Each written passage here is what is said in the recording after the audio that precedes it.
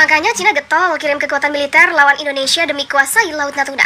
Ternyata tambang minyak ini bisa buat dunia gemetar.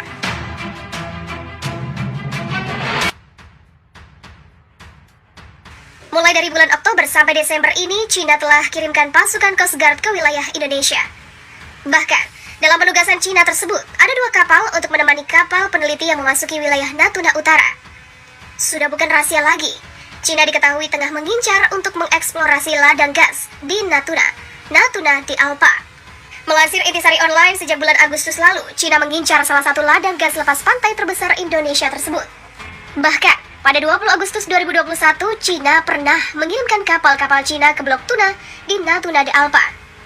Baru-baru ini pun pengiriman kapal eksplorasi dan 2 kapal Coast Guard dilakukan oleh pihak Cina di sekitar kawasan yang sama.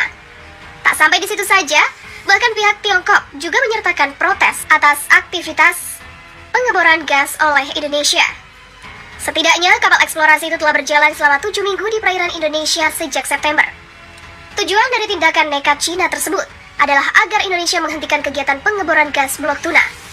Di bulan Agustus, pengeboran di Blok Tuna didanai oleh Zarubezhnev, perusahaan Rusia yang masuk ke investasi Indonesia lewat anak perusahaannya ZN Asia Ltd. Keputusan Zarubezhnev untuk menggarap Natuna di Alpa sudah disebutkan lewat SK Migas Oktober 2020 lalu. Keputusan saat ini membuat Zarubezhnev mengakuisisi 50% partisipasi kepentingan Harbor Energy di kontrak bagi hasil Blok Tuna Kepulauan Natuna. Sebagai informasi, Blok Tuna merupakan wilayah kerja migas di lepas pantai Indonesia, terletak di Laut Natuna. Letaknya tepat di sebelah perbatasan dengan Vietnam dengan kedalaman air 110 meter.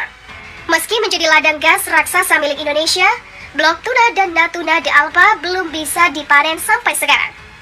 Hal itu dikarenakan pemerintah Indonesia kesulitan untuk mencari investor yang mau menggarapnya. Agustus 2021 lalu, Harbor Energy merupakan operator yang masih bertugas, memegang 100% partisipasi kepentingan di wilayah tersebut. KBH Tuna melakukan kegiatan akuisisi seismik 2D dan 3D. Kemudian pengeboran 4 sumur eksplorasi, Gajah Laut Utara 1 dan Belut Laut 1 di tahun 2011. Kemudian, Kuda Laut 1 dan Singa Laut 1 tahun 2014.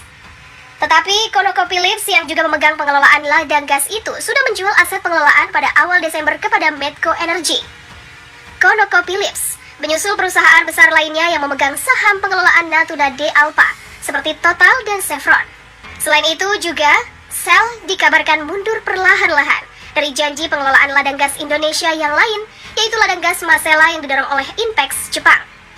Faktanya, walaupun ditemukan hidrokarbon di sumur Kuda Laut 1 dan Singa Laut 1 yang letaknya bersebelahan, mengolahnya sangat sulit. Ada sumber daya sebesar 104 MMBOE atau Millions of Barrel of Oil Equivalent yang didominasi gas tinggi kandungan kondensat. Kandungan gas di Natuna de Alpa termasuk 3 besar yang menyokong produksi nasional di masa depan bersama Indonesia Deepwater Development di Kalimantan dan Blok Masela di Indonesia Timur. IDD menyimpan simpanan gas sebesar 2,66 TCF, sedangkan Masela menyimpan 16,73 TCF, dan Natuna menyimpan 49,87 TCF. Hal itu membuat Natuna disebut menyimpan cadangan gas terbesar, bahkan potensinya mencapai 222 TCF. Tetapi dalam perjalanannya, terdapat kendala dalam hal mengolah kandungan karbon dioksida yang mencapai 71%. Hal ini menyebabkan biaya produksi membengkak. Biasanya, kandungan karbon dioksida maksimum pada blok migas hanyalah 35%. Jika dikerjakan sembarangan, maka kandungan karbon dioksida bisa dilepas dengan sembarangan ke bumi dan menyebabkan bertambahnya emisi karbon dioksida di muka bumi. Laporan bahwa Cina meminta Indonesia menghentikan eksplorasi pengeboran minyak dan gas di Natuna, kawasan yang diklaim Beijing merupakan teritorinya di Laut Cina Selatan, perlu ditanggapi dengan serius, kata pengamat dan pakar hukum laut. Indonesia juga perlu bersiap namun tak perlu takut menghadapi manuver pertama Cina ini karena aktivitas yang dilakukan di wilayah lepas pantai di Natuna Utara berada dalam wilayah hak berdaulat berdasarkan Konvensi Hukum Laut PBB. Artinya, Indonesia memiliki kewenangan penuh untuk melakukan eksplorasi dan eksploitasi sumber daya alam. Suasana di Laut Cina Selatan atau yang juga dikenal di Indonesia sebagai Laut Natuna Utara dalam kondisi yang menegangkan.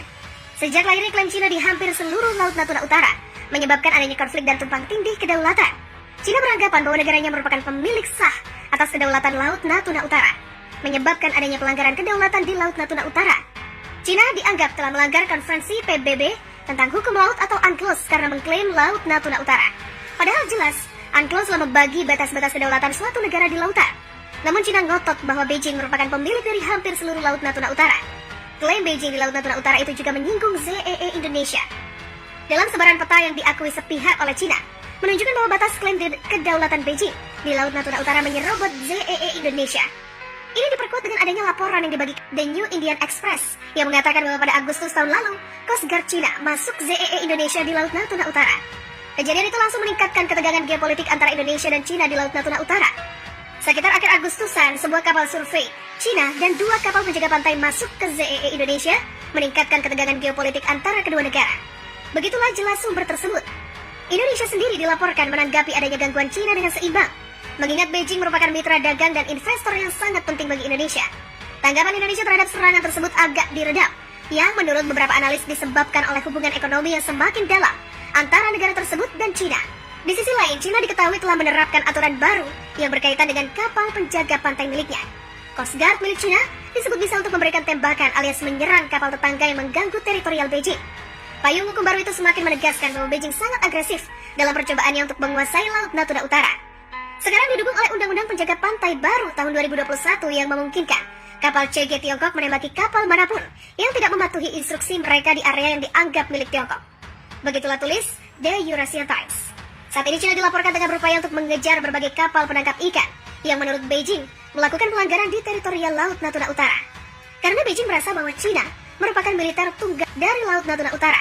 Cina sekarang mengejar penangkapan ikan yang agresif melalui armadanya di LCS, kemanapun armada Cina ingin pergi.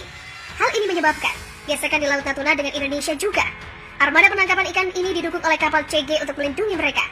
Armada penangkapan ikan ini beroperasi seolah-olah ini adalah perairan Cina, mengusir nelayan lokal, mengabaikan hukum internasional UNCLOS dan tidak terlalu peduli dengan IUU. Kapal-kapal Cina di LCS sekarang tidak memainkan peran pencegah atau hanya menunjukkan bendera. Mereka memiliki niat yang jelas untuk mencegah orang keluar dan memaksakan kehendak mereka. Sebagai bukti, The Eurasian Times menuliskan bahwa adanya kasus hampir tabrakan kapal Cina dengan penjaga pantai milik Filipina. Kasus tabrakan kapal penjaga pantai Filipina, kapal penangkap ikan negara lain, anjungan lepas pantai Vietnam, dan sejenisnya telah menjadi catatan. Ini menunjukkan bahwa Undang-Undang CG dan dukungan untuk armada penangkapan ikut sepenuhnya diterapkan dalam apa yang dianggap Cina sebagai yurisdiksi mereka yang mencakup hampir seluruh LCS. Hubungan Cina dengan Filipina memang diketahui terus memburuk, khususnya berkaitan dengan perebutan kedaulatan atas Kepulauan Spratly di Laut Natuna Utara. Cina menganggap bahwa Kepulauan Spratly merupakan teritorial Beijing. Begitupun dengan Filipina yang menganggap jika Kepulauan Spratly masuk ke dalam teritorial Manila di Laut Natuna Utara.